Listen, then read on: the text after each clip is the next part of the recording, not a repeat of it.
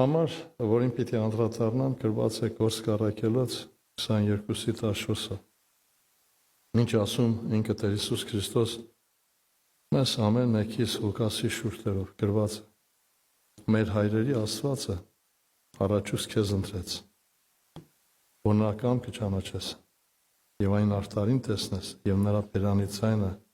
լսես։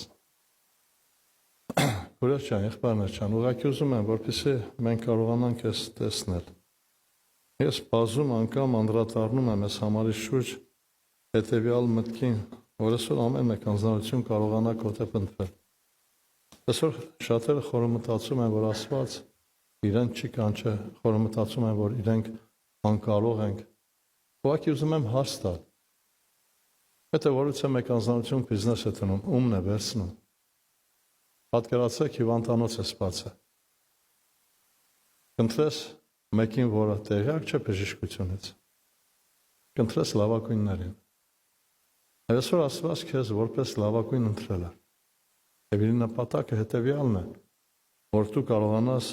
այդ քո պաշտոնը ընտրության փառավոր անես։ Մարկոս ավետարան 3:14 համարի մեջ գրված է. 12 ոգի կարգեց, որ իր հետ լինեն եւ որ նրանց ուղարկե քարոզել։ Եղբայրներ, քույրեր, այսօր կուզեի, որպեսզի մենք լուրջ ուշադրություն դարձնենք մեր անձին։ Մենք գիտակցենք, որ ամենակալ Աստված ինչ է պահանջում մեզանից։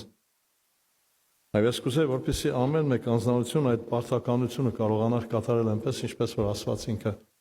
ուզում է։